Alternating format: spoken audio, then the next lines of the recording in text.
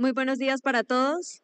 Apreciados estudiantes, los invitamos a ubicarlas en la silletería que está vacía de la parte delantera del teatro, así que los chicos que se encuentran en la parte trasera puedan ubicarse en la silletería que se encuentra desocupada. Así que los invitamos amablemente para que en contados minutos podamos iniciar con la programación de la mañana de hoy.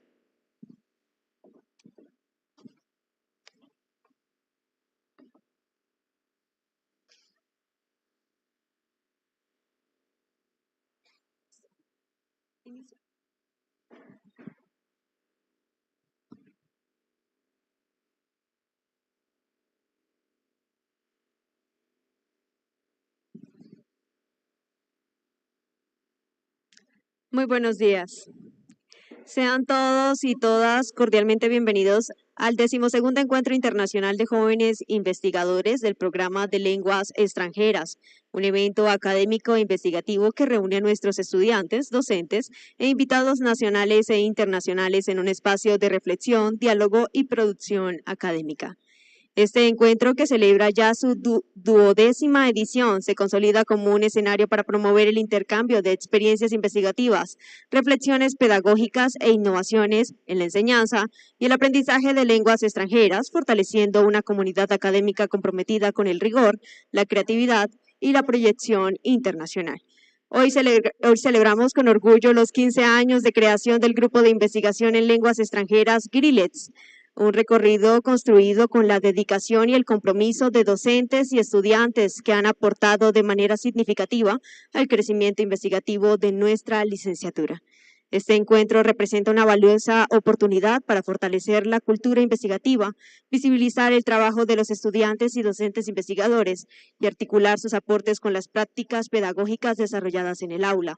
Asimismo, contamos con la presencia de invitados nacionales e internacionales que enriquecerán nuestra jornada con sus experiencias y perspectivas académicas.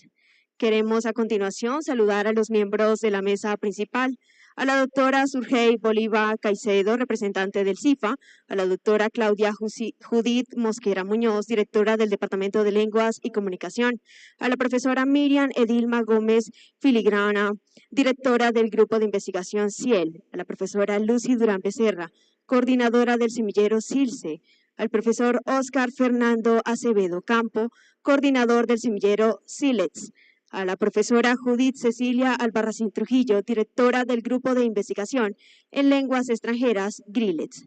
También queremos saludar a nuestros invitados internacionales y nacionales, a la doctora Silvia Dini de la Universidad de Parma, Italia, al doctor José Ricardo Osorio de la Universidad de Houston, Estados Unidos, al doctor Fabio Sarmiento Sequeda de la Universidad San Buenaventura de Cartagena. A continuación, queremos invitarlos a estar en pie para entonar con orgullo las notas del himno nacional de la República de Colombia.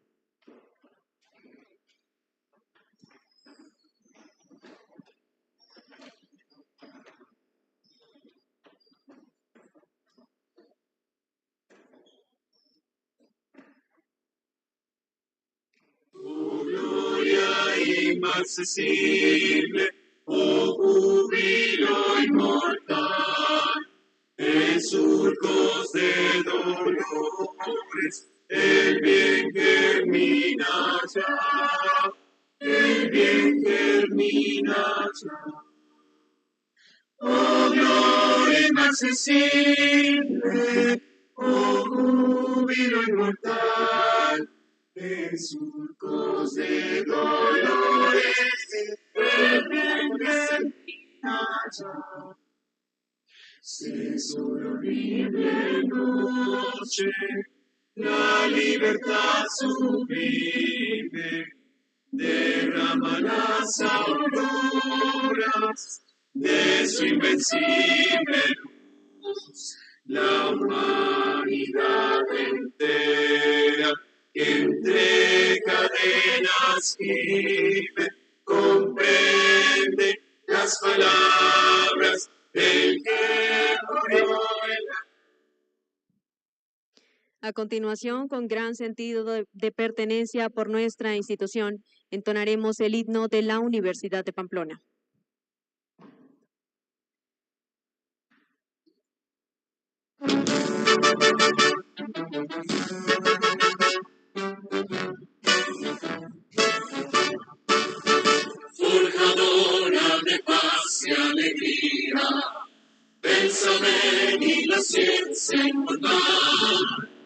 Estudiantes, docentes y pueblo, conquistemos el gran pedestal.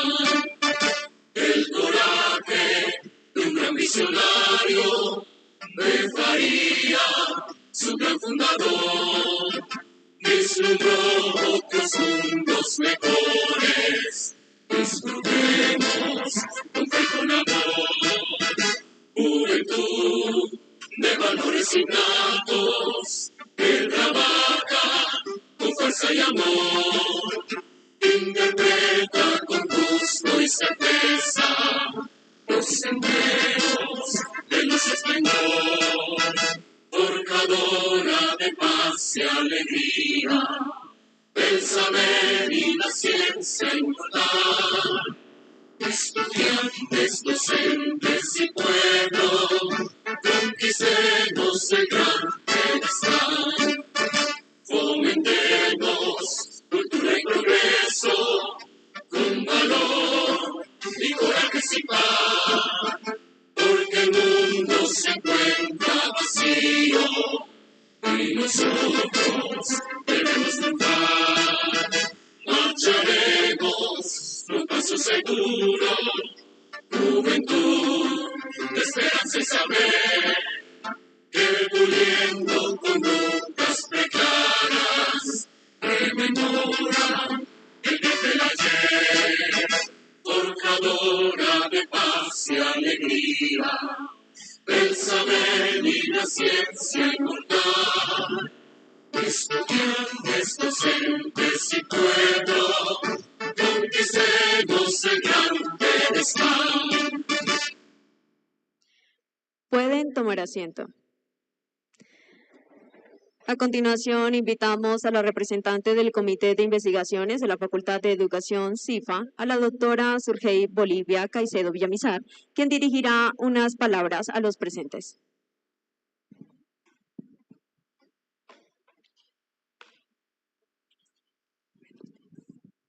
Buenos días para todos. Un saludo especial a la mesa principal, a la profesora Claudia, directora del departamento, la profesora Judith, directora del grupo de investigación, profesora Miriam, profesora Lucy y profesor Oscar. Bueno, para mí pues es muy grato estar aquí con ustedes hoy, saludándolos. El vicerrector de investigaciones, el doctor Aldo Pardo, les manda un caluroso saludo, no pudo estar presente hoy, pero desde la Vicerrectoría de Investigaciones siempre están atentos a apoyarnos en todos los eventos académicos y si son de investigación, pues con mayor importancia. Esta 12 versión del encuentro de ustedes es un evento bastante importante para todos los procesos de acreditación que ustedes están llevando.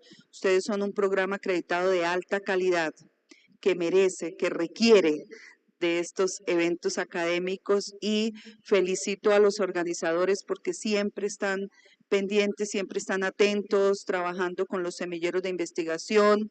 Los estudiantes de lenguas extranjeras son estudiantes que resaltan en toda la Facultad de Educación por su interés por la investigación y, por supuesto, dirigido por maestros investigadores. Esta es una de las, la investigación es una de las misionales importantes de la Universidad de Pamplona y en un programa acreditado de alta calidad, pues es de vital importancia.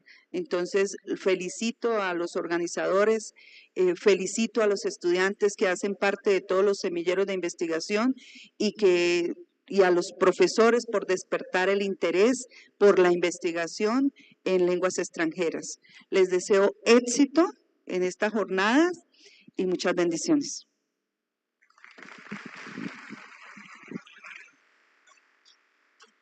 Agradecemos las palabras de la doctora Xii Bolivia Caicedo y a continuación queremos invitar a la profesora Judith Cecilia Albarracín Trujillo, directora del Grupo de Investigación en Lenguas Extranjeras, GRILEX, quien también dirigirá unas palabras a todos ustedes.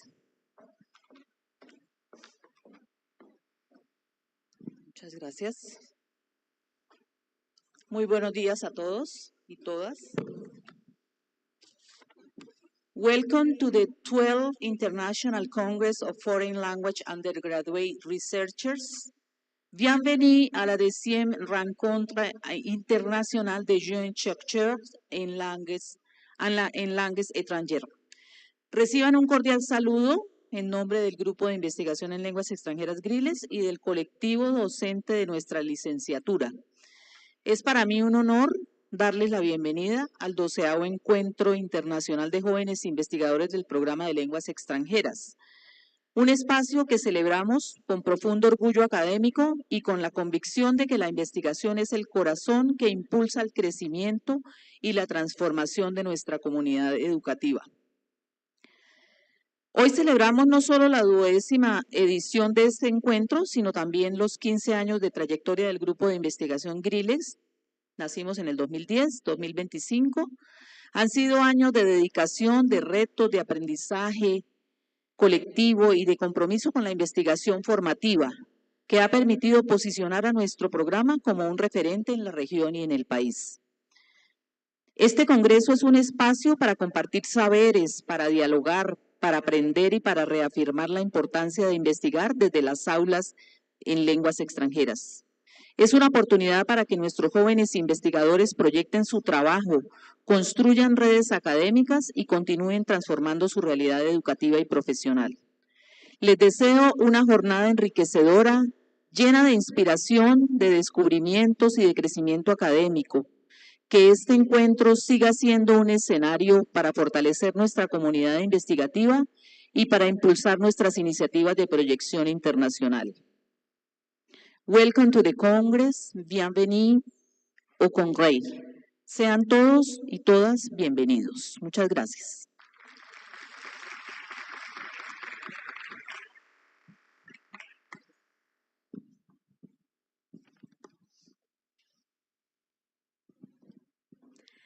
Agradecemos las palabras de la profesora Judith Cecilia Albarracín y a continuación queremos invitarlos a todos ustedes a visualizar un video conmemorativo por los 15 años de GRILES.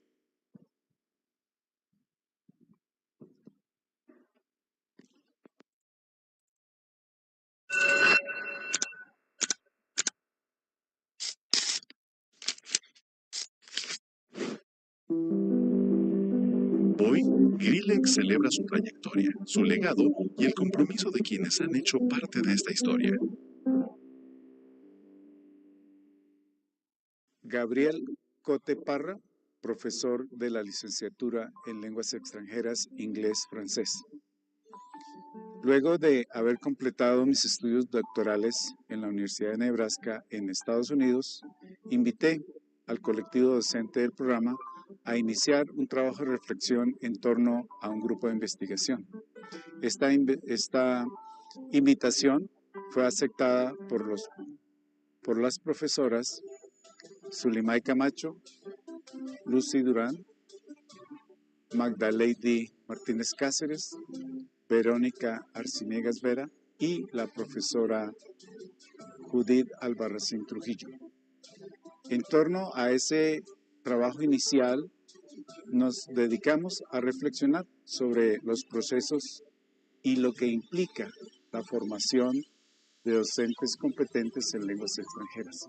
Es así como en 2010 damos inicio al grupo de investigación en lenguas extranjeras GRILEX. Hemos hecho un recorrido académico muy interesante que nos ha permitido inicialmente obtener una certificación institucional, luego en su momento MinCiencias, en su momento se llamaba Colciencias, nos certifica como Grupo C y en 2 convocatorias hemos obtenido la calificación de B por el Ministerio de la Ciencia y la Tecnología en Colombia. Esto indica en parte el trabajo juicioso que llevamos como docentes. A través de estos 15 años se han involucrado otros docentes que han fortalecido este trabajo investigativo. Además, un área importante para nosotros es la investigación formativa. Y por eso, en 2011 creamos el Semillero de Investigación en Lenguas Extranjeras, SILEX. Y es una de las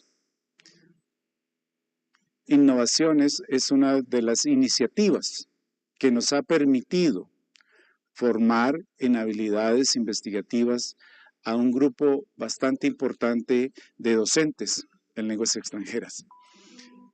Para destacar, los estudiantes han participado en diferentes congresos a nivel nacional e internacional, tanto en inglés como en francés, dando a conocer sus procesos de formación e investigación, pero también sus avances y resultados en las investigaciones de corta escala que hacen como proceso de formación investigativa. Para destacar, estudiantes han presentado en Estados Unidos en uno de los congresos más importantes para investigación cualitativa para programas de pregrado. Igualmente, hemos estado en los congresos de ASOCOPE y de ALCOPROF. También hemos asistido de manera bastante notoria en toda la actividad que gestiona Red Colsi, la red de semilleros de Colombia. Además, destaco que nuestros egresados, con su formación en investigación, han podido iniciar estudios de maestría y de doctorado y han tenido éxito con base en esta formación investigativa. Por otra parte, estudiantes que no están en educación posgraduada, con esta formación pueden adelantar investigaciones que les permite reflexionar sobre sus procesos de formación en lengua extranjera. Agradezco a todos los docentes que se han vinculado a lo largo de estos 15 años y han fortalecido el trabajo investigativo y el trabajo de formación e investigación del grupo de investigación en lenguas extranjeras GRILEX. Gracias. Y de esta historia, de este legado académico, germina una nueva etapa, el semillero SILEX, donde la pasión por investigar cobra vida en las voces de los estudiantes. Ha sido un proceso bastante significativo conocer un poco acerca de las diferentes metodologías de investigación, conocer cómo esto puede ayudarnos dentro del ámbito profesional a desarrollarnos como futuros investigadores. Inicialmente me permite conocer todas las metodologías que existen para realizar un estudio de investigación y también para saber cuál sería la más idónea dependiendo del objetivo de investigación que decida en un futuro seguir. La experiencia ha sido bastante extraordinaria. No solo he podido participar en congresos, sino también ser capaz de escucharlos e incluso conocer nuevos integrantes de la competencia investigativa, no solo en esta universidad, sino que también en otras a su vez. La huella de GRILEX permanece más allá del aula. En la voz de un egresado conocemos cómo esta experiencia sigue resonando en su vida y su vocación. Hola, ¿qué tal? Muy buenos días para todos. Mi nombre es Osvaldo Nieto, soy egresado del programa de licenciaturas en Lenguas Extranjeras, Inglés y Francés de la Universidad de Pamplona. Y en esta mañana quiero compartir un poco sobre mi experiencia en el programa de formación y también lo que he alcanzado una vez me gradué. Entonces, quiero iniciar resaltando que pienso que la preparación que yo recibí fue muy completa. Mis profesores siempre integraron la teoría y la práctica, lo cual es esencial y también lo que me ayudó a desarrollar confianza, tanto para comunicarme como para enseñar. Y gracias a esta formación pude entender mejor las necesidades de los estudiantes, los retos que ellos enfrentan al momento de al momento de aprender un segundo idioma, una lengua extranjera, y cómo nosotros como maestros podemos ayudarlos a ellos a superar esos retos y esos miedos. So I have been living in the United States since 2019. I graduated in 2017, and then in 2019 I came to the United States to work as a Spanish immersion teacher, and I have been working as a teacher ever since. I have had the privilege of working with students from different ages, different cultural backgrounds, and different levels, including elementary, middle school, high school, college, and university.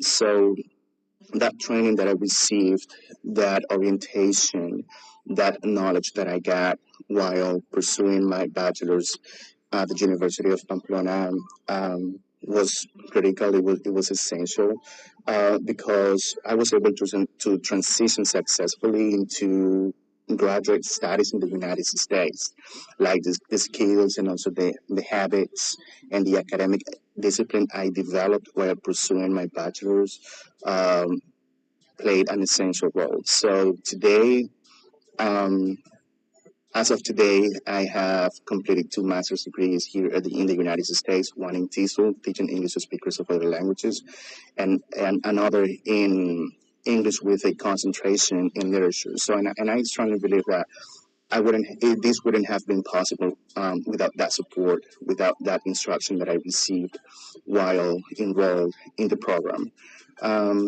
So I'm also pursuing my doctorate in curriculum and instruction with a focus on ESL, English as a Second Language. And I think that this has been possible because I had already that foundation, I had that training.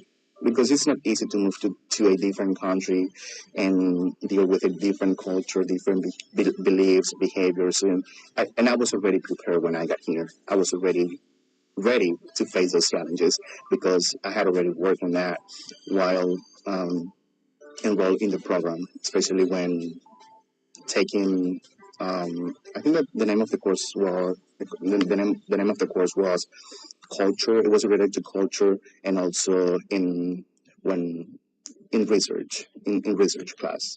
So that is something that I was aware of, and I think that this greatly impacted my life. I would say positively because I was already ready. So that was it. Thank you very much for everything you are doing over there. Thank you, teachers, for the support. Thanks so much for your commitment, and I look forward to seeing everybody soon. Have a good day.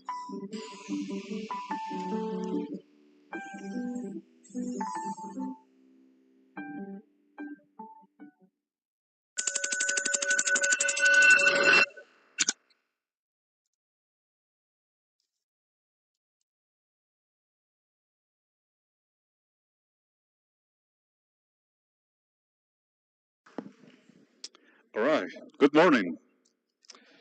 I hope everyone is doing well in this cold, rainy, but fine morning. Welcome to our 12th Congress with undergraduate research students. Um, I am Professor Andres Araque, and it is an honor and a pleasure for me to open such an important event, which is our Research Congress, which is possible due to the hard work of our research professors, our executives, and of course, our research students. Throughout the next 3 days, we're going to be listening to magnificent works and speakers. Now, let us begin by listening to our first international speaker, Dr. Xii Bedini, who is a PhD student in learning science and digital technologies at the University of Parma, Italy, DUSIC department, specializing in semiotics and translation for inclusion. Her PhD project explores the field of sonification and AI applied to visual art audio description to enhance accessibility for the benefit of diverse audiences. After graduating in 2015 in foreign languages and cultures at the University of Urbino Carlo, she attended a second cycle degree in language, cultures, and communication at the University of Modena and Reggio Emilia. She was also a visiting research student at the University of Hong Kong. Today, she will be presenting her research entitled Customizing AI Language Models for the Production of Artwork Audio Descriptions, the Art Voice Project. Please, let's welcome Dr. Xii Bedini with a warm round of applause.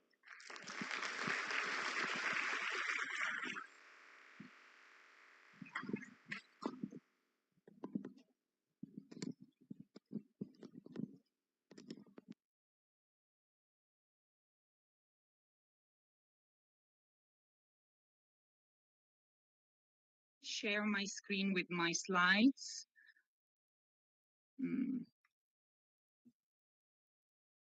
Okay. Can you see my slides? It's loading. Can you hear me well? Okay, now should be fine. Okay. While it's uploading, I would like to thank you for this kind invitation. A big thank to the Grillex group. It's a great pleasure and an honor for me to speak during this international congress. Unfortunately, I can't be there in person, but I hope next time I will manage to travel to Pamplona. And now do you see my slides now? Excuse me, Professor, can you hear me well? Yes, I can hear you. Excellent. We can see your slides, but it's missing putting them in presentation mode, full screen. Yeah. Now There you go. It is in You're all screen. set up. Yeah. Okay, perfect. Okay, so as Professor Andres already told you, I'm a PhD student in learning science and digital technologies at the University of Parma in Italy. And my investigation deals with audio description for cultural objects.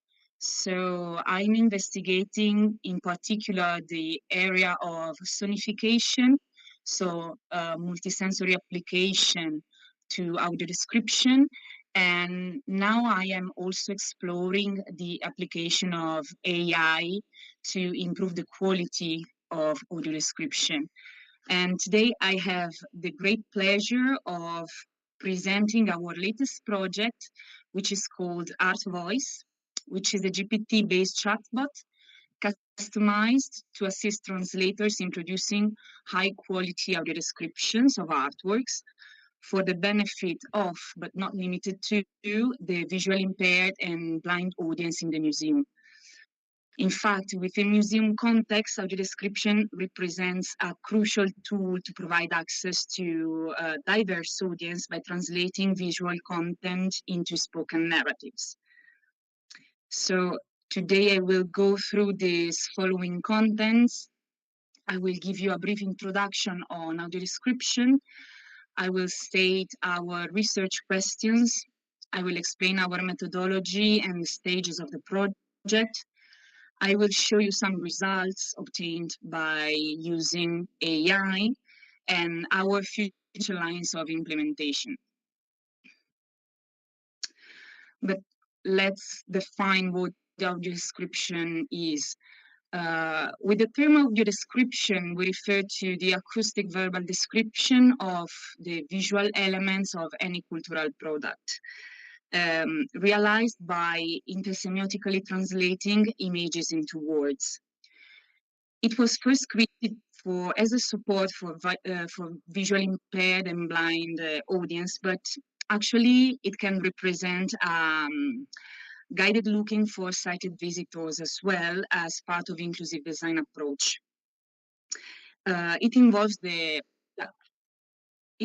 production of an audio track, which describes all those elements that otherwise would not be perceived, as for example, gestures, expressions, costumes, colors, etc. Of course, it depends on the visual content to translate. And initially, audio description was a volunteering activity. It was realized in disability associations such as in Europe, the Royal National Institute for the Blind in the UK, or the Organización Nacional Ciegos Españoles en España. But today, the audio description is carried out by professionals, collaborators. We have translators, we have audio describers, we have dubbing actors, sound technicians, etc. This practice was born in the theater in 1980s, but nowadays has seen an incredible development in television and cinema. So, but actually it can be applied to a wide variety of events. We can have audio described films and TV series, theater performances, sporting events, and art exhibitions. So audio description together with subtitling for the deaf and hard of hearing and interpretation in sign language is a discipline under the umbrella of translation studies. But specifically, all these techniques, all these disciplines are included in the intersemiotic, accessible intersemiotic translation.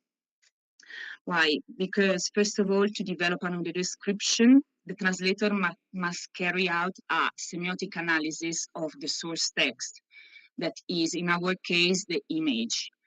The translator must carry out a semiotic analysis in order to intersemiotically translate the content from the visual to the auditory channel. The final product of this analysis will be a text, that is the audio description script, which must follow specific criteria in order to be considered as an accessible text. I summarize this process in the table below. So from the source text, the image, the translator must carry out a semiotic analysis. What does it mean? It means to analyze the image in details, but not only analyzing the image, also collecting information about, like, for example, cultural references, historical context. So the translator must be aware of the context of creation of this cultural content or this image. Then in this way, the translator can realize the intersemiotic translation and then the target text, which will be then verbalized. Why audio describing? Of course, because more than 2 billion people in the world suffer from eye disorders or blindness, and the number is constantly increasing. Because when visiting a cultural site, everyone should have the same right to enjoy the cultural content and feel the same pleasure, be stimulated, and listen to the information in an inclusive way. But most important, because in our world where the great majority of the information is conveyed through the visual channel, accessibility is necessary for everyone, not only for the visually impaired.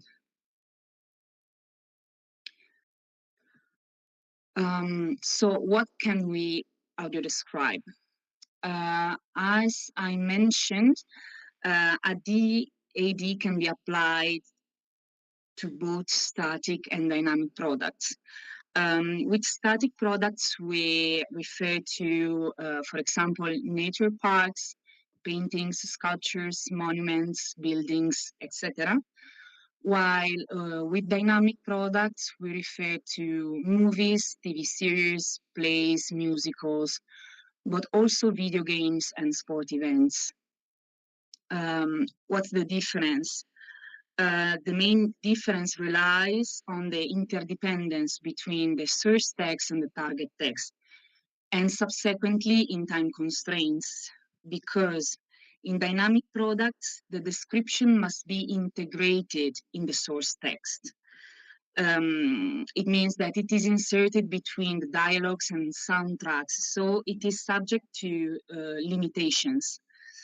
While in the case of static products, there are not such constraints. The audio description can be also a standalone product that can be listened even far from the object, even if doesn't make much sense, but it can be listened even far from the object.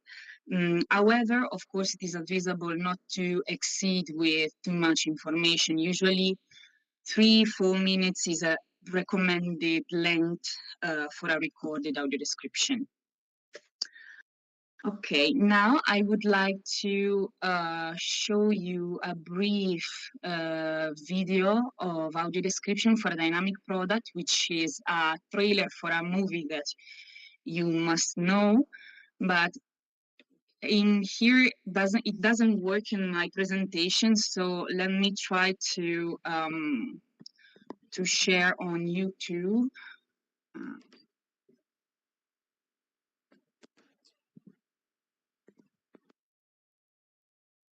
Okay, should be this one. Can you see the YouTube page? Yeah, it's loading a little bit. Yeah, we can see it. Oh, okay, perfect. Okay. From the creators of Tangled and Wreck-It Ralph, Disney. A carrot-nosed coal-eyed snowman shuffles up to a purple flower peeping out of deep snow.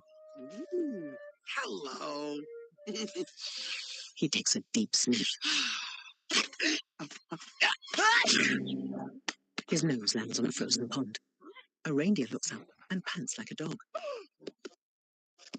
Seeing the reindeer slip on the ice, the snowman smiles and moves towards him, though actually he's running on the spot. The reindeer falls on his chin. The snowman uses his arm as a crutch. The reindeer paddles his front legs. Head over heels, the snowman crawls along the ice. The reindeer does the breaststroke. The snowman rolls his body, but flips onto his back. The reindeer's tongue sticks to the ice. The snowman holds his head. Twig arm and reindeer lips tug at the carrot. The carrot flies off and lands in soft snow. The reindeer goes after it with Snowman and his body parts hanging on his tail. The snowman puts himself back together again and glumly contemplates his noseless state. The reindeer jams the carrot back in place and pants like a proud puppy. The snowman pats him with his stick-thin arm, then goes to sneeze. He grabs his nose with both hands. His head shoots off. Frozen, coming this winter in 3D. Okay. As you can notice in this case, the audio description is inserted into the source text, and it is like inserted between the dialogues, and it must be short, it must be concise, the syntax must be simple, not too many words, because there's not a lot of space available to say too much. So the translator must select the words to use in very carefully. It is it is not easy actually to audio describe a movie or a TV series. It's very complicated. Okay, now I would like to go back to my presentation.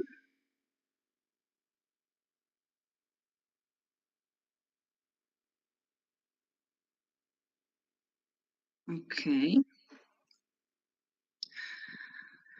Okay, now we are going to listen to an audio description of a static product. I would like you to close your eyes and listen to the audio description and create a mental image of the artwork we are going to listen. Then, at the end of the audio description, you will see the painting, and let's see if the mental image you created is the same of the painting. I would like to understand if the audio description is effective. Of course, it's not created by me, but I think it's a very good one. Okay, so if you are ready, you can close your eyes, of course, if you want. If you don't want, no worries.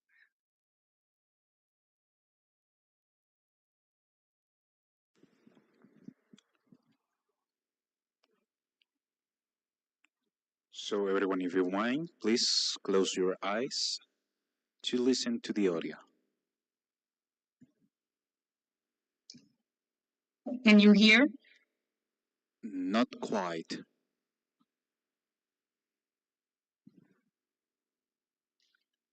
Now?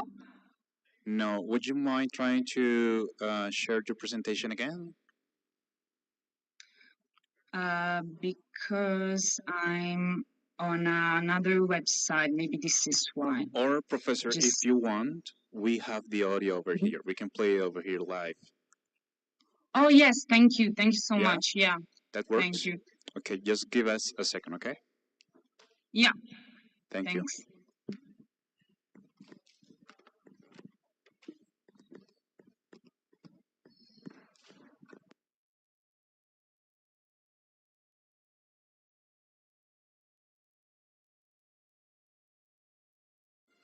From the creators of Tangled and Wreck-It Ralph, Disney.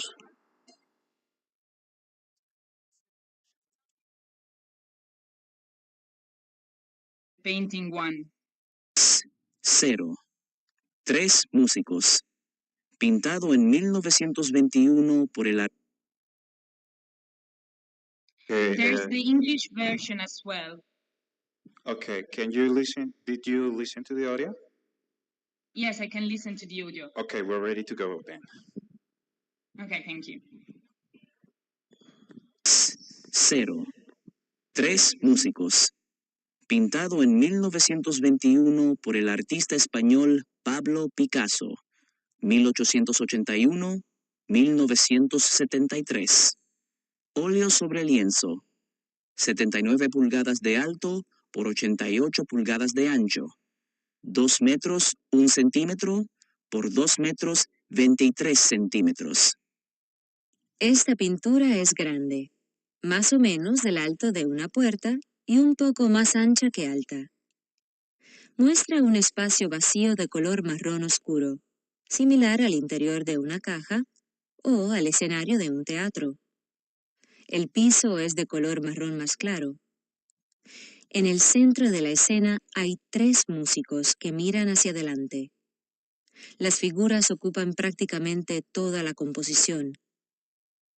La forma en que están pintadas no es para nada naturalista. Picasso más bien compuso las figuras con planos de color chatos y superpuestos.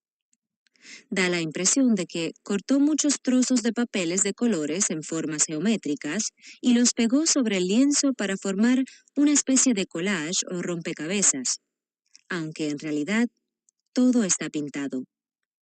Y de hecho, las pinceladas son claramente visibles. Armar el rompecabezas es todo un desafío, por la manera en que él pintó las formas superpuestas. Solo gradualmente uno puede distinguir que hay 3 hombres, aparentemente luciendo trajes elaborados. Las 2 figuras de la izquierda están vestidas como los famosos personajes del antiguo teatro cómico italiano, conocido como la comedia del arte. La figura de la derecha está vestida como un monje. Si comenzamos con la figura que está a la izquierda del espectador, vemos a un clarinetista con el traje blanco de Pierrot, el payaso triste de la comedia del arte. Tiene un sombrero blanco con forma cónica y un antifaz negro sobre los ojos. Sus manos, que sostienen el clarinete gris, están desproporcionadas con respecto al resto del cuerpo. Su tamaño es el de las patas de un ratón. Pierrot normalmente tendría el rostro pintado de blanco, pero aquí, tanto el rostro como las manos son de un color marrón casi tan oscuro como el fondo de la pintura. Estas características, las manos diminutas y la piel marrón, se aplican a los 3 personajes. Ahora concentrémonos en la figura del medio. Viste el traje de arlequín, con rombos anaranjados y dorados, otro de los personajes del repertorio de pantomimas. Está tocando una guitarra, cuya caja es ocre, con cuerdas negras y el mástil negro y marrón. La guitarra es bastante fácil de distinguir, al igual que el cuerpo del arlequín. Pero su rostro es un rompecabezas. Una gran extensión de pintura azul con 2 orificios perforados que dan lugar a los ojos marrones, creando un antifaz. Pero el antifaz se extiende hacia la izquierda, cubriendo varias partes del rostro y el cuerpo de la primera figura. Una malla de líneas blancas entrecruzadas debajo de las cuencas de los ojos sugiere una barba. La cabeza está coronada con un semicírculo negro, tal vez un casquete. La figura que se encuentra más a la derecha está vestida como un monje, con un hábito largo negro con capucha. Su rostro, debajo de la capucha, terminada en pico, está formada por un bloque gris rectangular, largo e irregular. Pareciera que se hubiesen cortado dos orificios redondos para hacer los ojos marrones y un orificio cuadrado para la nariz marrón. La sección inferior del rectángulo está compuesta por líneas grises verticales y onduladas. De nuevo, como si fuese una barba estilizada. Las pequeñas patitas de ratón sostienen una partitura blanca con los pentagramas y las notas en negro. Los pentagramas y las notas están orientados hacia el espectador. Es una página rectangular ancha y la sostiene de cada extremo. Hay un personaje más, prácticamente oculto en la pintura. Es un perro marrón grande, que se encuentra recostado a lo largo sobre el piso a la izquierda, detrás de las piernas de los músicos. En el extremo izquierdo de la pintura, cerca del borde y casi llegando a la mitad del mismo, se ve la sombra de la cabeza del perro. Es una silueta negra mostrada de perfil que mira a nuestra izquierda. Vemos dos orejas erectas y puntiagudas, un hocico largo y una boca abierta. El cuerpo marrón del perro está moteado con pinceladas negras que indican pelos. La cola pequeña y vistosa se sacude hacia arriba entre las piernas del arlequín en el centro del lienzo. Para escuchar el comentario de la visita guiada a la colección sobre esta obra, marque 510. Okay, mil gracias. Thank you for sharing this audio. So actually the Spanish version is longer than the English one, but as I will share my screen again.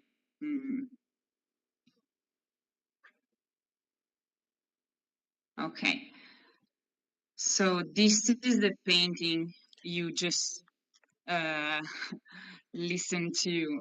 It was on my first slide. I don't know if Professor, you excuse created me. a similar mental image, but I think this description is very detailed. It is quite long, actually. Professor? Usually they are shorter. Can you hear me? But yes. Sorry yes. to interrupt you. We cannot see the presentation right now. Would you mind trying to share that again? Oh, yeah, of course. And I will let you know if we can see it, okay? Okay. Can you see it now? No, it doesn't show. I don't know. I don't know why. It loads for a bit, but then it goes. I will try again. Okay, now you should see it. Now it's just missing to display it in full screen. Perfect. You may continue. Thank you very much. Okay, thank you so much. Okay, this is the painting, and I don't know if you managed to create something similar in your mind. Actually, as you can notice, the audio description for paintings, but for cultural objects in general, is longer and it is more detailed because we don't have these time constraints as in movies or as in TV series. We are more free to describe. Of course, we don't have to exceed with too much information because otherwise would be cognitive effort for a visually impaired, but also for a sighted person. Why I say that audio description is not only for visually impaired people, because I don't know if you noticed, but here under Pierrot, there's a dog. I didn't notice it at the beginning, but listening to the audio description, I realized that there's this character that I didn't notice. Of course, maybe if you are in front of the original artwork, being a huge artwork, maybe it is easier to notice it. But if you are just watching online, an image online, it is hard. It sometimes we look but we don't see. So yeah, audio description is actually is helpful for everyone. Okay, so going back to our project on audio description for cultural objects, our aim was to answer to this research question. Can AI assist the translator in the production of artwork audio descriptions? So the aim of this research actually was not to develop a conversational AI chatbot which interacts in real time with the user, but a duly customized tool which can be used by the translator behind the scene in order to produce and evaluate existing audio descriptions. Art Voice can have a double application. It can be used as a support both during the intersemiotic translation and the generation of audio description, or to improve the quality of existent audio descriptions. But I think it can have a third application, because it could be useful as a tool to use in class with students to raise awareness on accessibility, to raise awareness on cultural contents, on art. And it can be also useful to learn how to read an image, because as I mentioned, nowadays we are surrounded by images, and how to read an image, it is very important actually. So the customization process of Art Voice represented a collaborative effort that brought together linguists and translators, audio description experts, AI professionals, creating a synergy between different disciplines. Also, with this tool, we also aim to bridge the gap between technology and the humanities by providing directions for future studies in the field, especially regarding the evolving role of the translator, because of course with the artificial intelligence and large language models, of course, translators are not disappearing, but it is evolving. The role is evolving. Our methodological approach involved a cycle of instructing, testing, and refining through 4 main steps. Firstly, we realized a literature review on museum-specific audio description guidelines and best practices. And this cross-match led us to the creation of a comprehensive final list of guidelines. Secondly, we customized our voice by providing this list of guidelines and additional rules and commands to guide its behavior.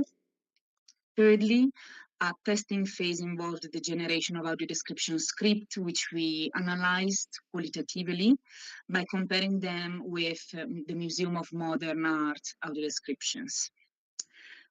This allowed us to identify potential areas for improvement of our tool. And finally, we included additional commands to evaluate pre-existing audio descriptions. This is the list of guidelines I just mentioned.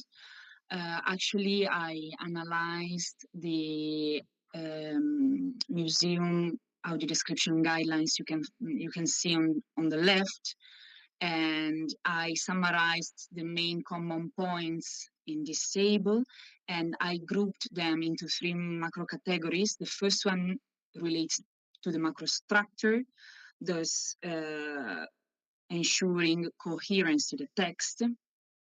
And these guidelines guided the listener both in the museum and during the listening of the audio description.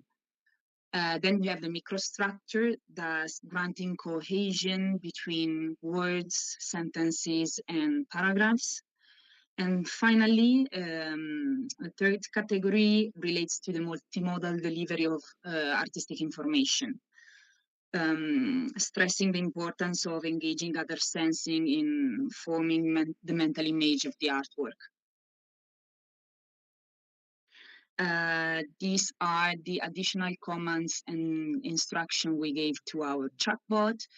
Among these, we stressed the importance of providing examples of sonifications that could accompany the audio description, or of allowing the user to provide feedbacks to improve the quality of the audio descriptions, because this tool, the idea is to provide the translator with this tool, so the translator can give feedbacks to the bot, or to provide the option of delving deeper into specific aspect of the painting, as you can see here, optional exploration. So this is how Art Voice interface looks like. We made sure that the focus of the model was immediately clear to both the user and the developers by picking up a clear title, by defining the overall purpose and scope of the model, and by setting up initial conversational prompts as examples. I summarized the Art Voice pipeline as follows. So we have an initial input, which is represented by the guidelines and additional instructions I just showed you. Then we have the user input, which is represented by the prompt, which can be textual or both visual and textual, as in this case. And finally, we have the output, that is the audio description generation.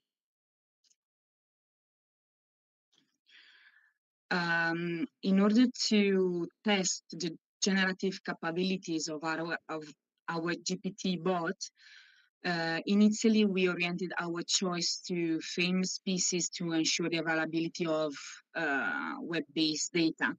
Then we experimented with lesser famous artwork as well. And then, as I said, we decided to compare Art Voice audio descriptions with the audio description belonging to the Museum of Modern Art in New York, because we observed that their audio descriptions are in line with the standards and best practices of museum AD. And to certify these observations, we reached out the access program of MoMA, which actually informed us that their audio description follow international guidelines created from communities, audio description communities, and museums' best practices.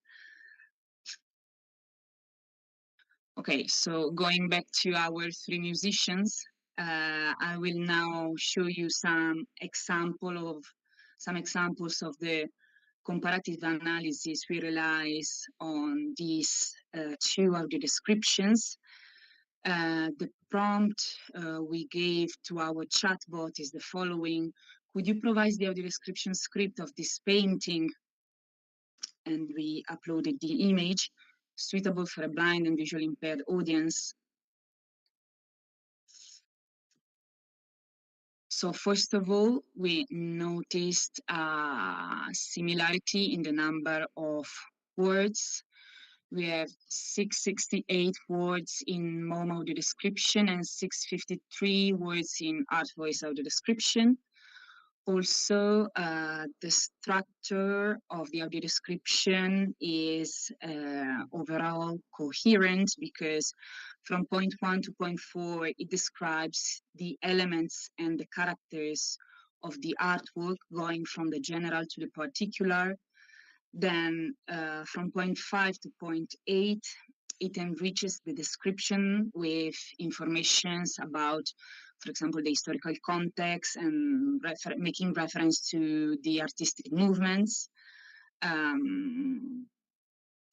And also from a linguistic and syntactic point of view, the instrument offers an overall clear and direct language. The language it uses is simple, but actually not poor.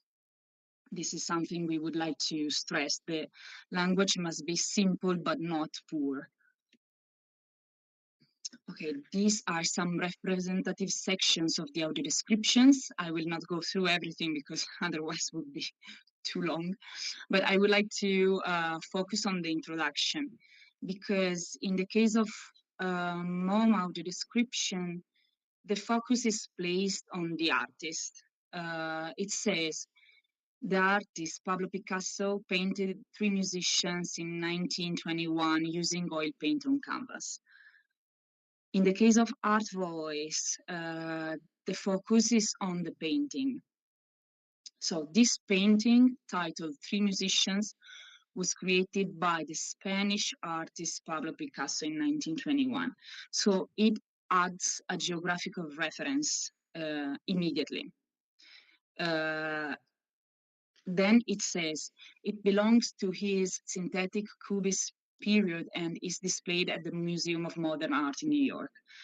Of course, the information about Museum of Modern Art is not present on the other audio description because we know that we are in the Museum of Modern Art, but actually Art Voice immediately locates the artwork and the artist in time and place. Then, of course, some other details are like uncertain because it provides some measures that we are not sure if they are effectively these. And maybe this kind of information can be can create confusion in the listener. So in this case, maybe the MOM audio description is better. Okay.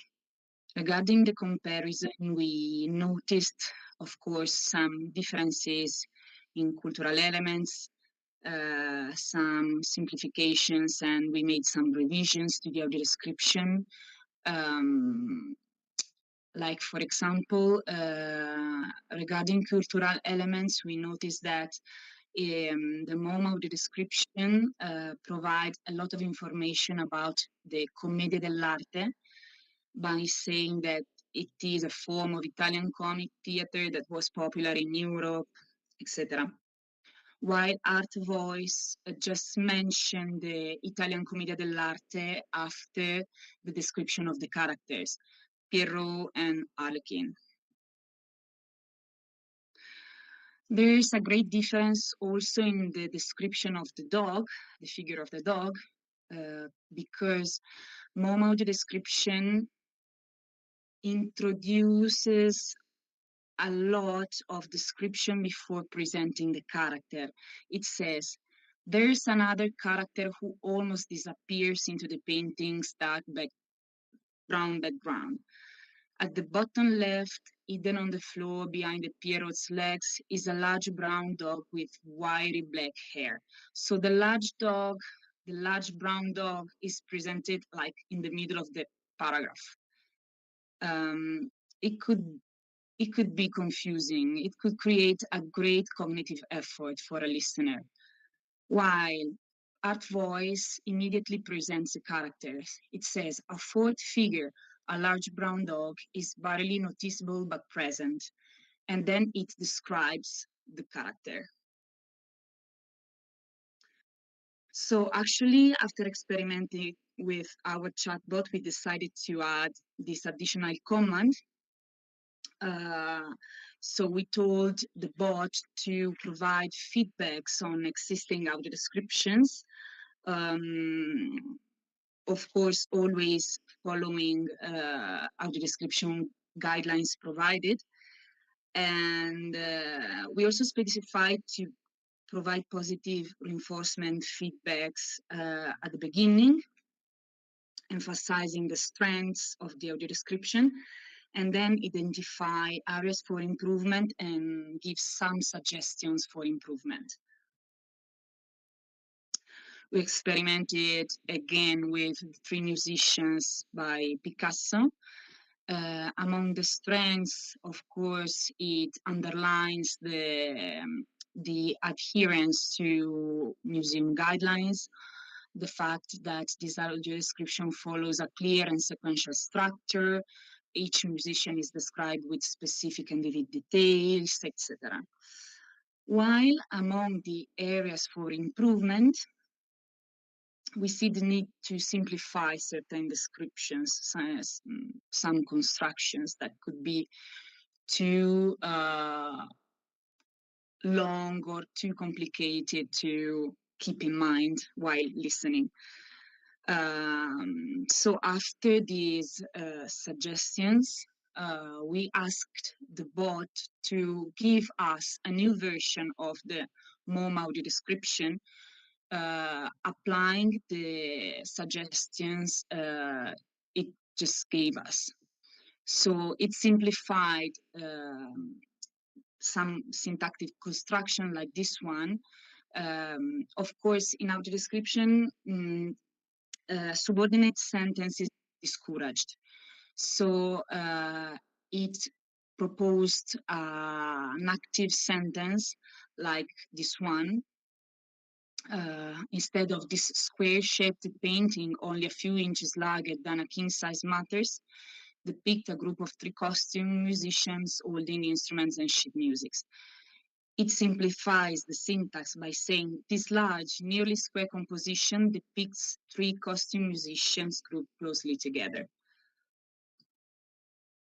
Again, another simplification is the description of Arlequin's face.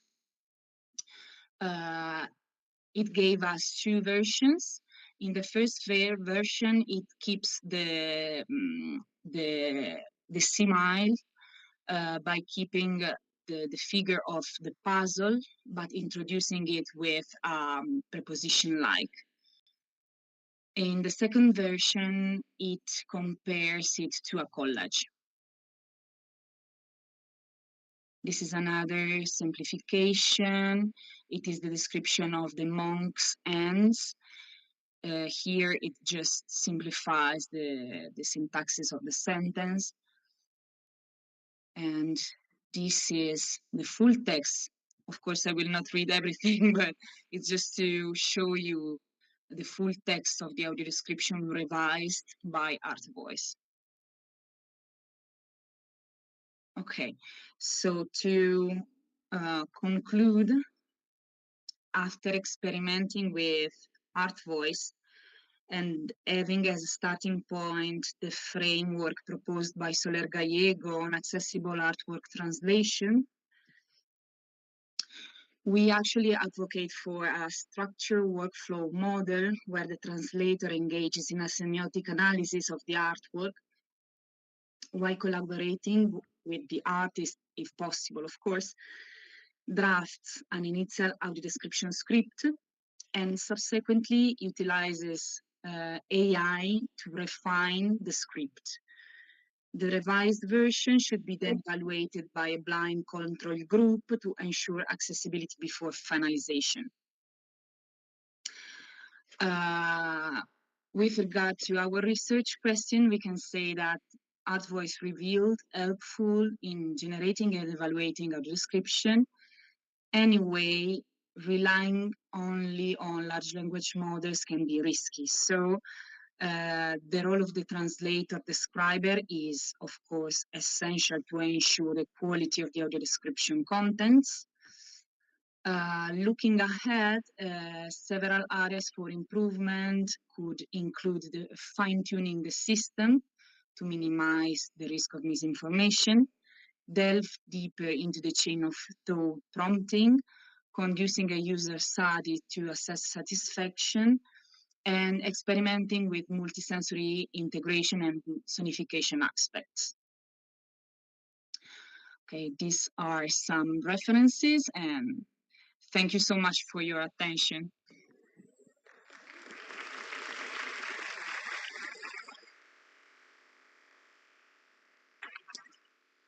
Okay, Professor, thank you very much for your presentation. We now have a space or questions from the audience? Yes. I don't know if we can have a spare microphone.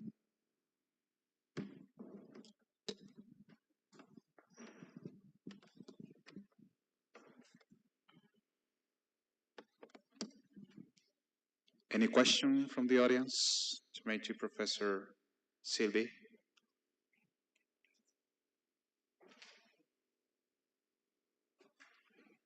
Yes, Professor Gabriel.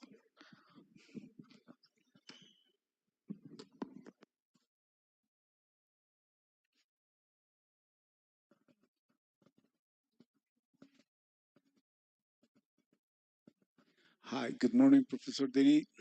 First of all, thank you so much for this inspiring presentation. And I'm not an expert on art, but I would say that, of course, describing a concrete painting is much easier, like the example you showed us. However, I was thinking about how to make it easier for a blind person or a visually impaired person to grasp the full image through this description. It is like providing more contextual information. In this case, explaining the cubism and what it implies and the techniques Picasso used to represent part of his work. And that happened to me when trying to picture myself based on the description. It was not that easy. I was able to to realize that there were three musicians there, blah blah. But in the initial image I got, I realized them, I pictured them as concrete human beings. But then watching the picture closely, I realized that was part of the cubism uh, portrayed by Picasso. But apart from that, I've got I don't know if it is a question or a comment. Of course, simplifications are a way for us to describe. And I'm asking you as a researcher, I'm asking you as a person who might think of this technique to help others understand a piece of art. But in the other side, it is the person, it is the role of the translator. And simplification will be okay for us to get a glimpse of what the painting is. But if we want to get the detail, the full details of the painting, more than the simplification could be said. For instance, the first description included the measures to meters and something wider, high. But now in the simplification, we know like the general aspects of that description. In terms of your work, do you recommend going through the complete description of the painting or using the simplification? Thank you. Okay. Thank you so much for your question. It is an extremely interesting question because, of course, what we are trying to do is experimenting, of course, with audio description with language. So it would be always important to this test the audio descriptions are if they work actually. What I was saying is not that we have to simplify too much. We don't have to overload the listener with extremely complex syntax. So the language should be clear but not poor. So simplify but not take off too much. It's not easy. It's not easy. Sometimes we need this kind of information. This is why experimenting actually with artworks is easier than experimenting with audio description for movies, because you have more freedom to describe. Another aspect is the subjectivity and objectivity of the description, because usually translators don't have to express their subjectivity while describing. This is another aspect. It is another difficult aspect during the process of audio description. Regarding the artistic movement, as you said, yeah, of course, it is extremely important to give information about the style, the way, the artistic movement belonging to the artist that belongs to this artistic period. So many people know the style of Picasso, but a blind person who was born blind maybe could face difficulties in understanding the Cubist style. So yeah, definitely it is important to describe it. Actually, there's a very interesting audio description of Pollock's painting. Of course, there's not figurativity in Pollock's painting. They are just drips of paint on a canvas. In this case, where there's no figurativity, the only thing you can describe is the artistic movement, is the style of the artist, how the artist realized the painting. So actually, yeah, this is very important, and it really depends also on what is on the canvas. Thank you for the question. I hope I answered. All right, thank you very much, Professor. Is there any other question for the professor? From the audience? Actually, I have one last question for you, Professor. Given that the main focus area of your research was art, I was wondering if you have tried or tested your Art Boys project in other fields apart from art, and how has it been? No, actually, I tried to audio describe a statue. So actually, it was the picture of a statue, but I did not apply art voice to other contents, for example, audiovisual contents, because it is not trained for this kind of contents. But for example, when I provided the image of a sculpture, it actually described it very well, and it recognized that that picture represented a statue, a sculpture. So yeah, by now we just experimented with cultural objects. All right, thank you so much for answering my question. And once again, thank you, Dr. Silvidini, for your presentation, and please give her a round of applause. Thank you very much for being with us today. Thank you so much. Thank you. Please enjoy the rest of your evening. Thank you very much for your presentation and for being with us today. Thank you so much for inviting and for the time you gave to me. It's an honor. Thank you so much. Take care, Professor. Thank you.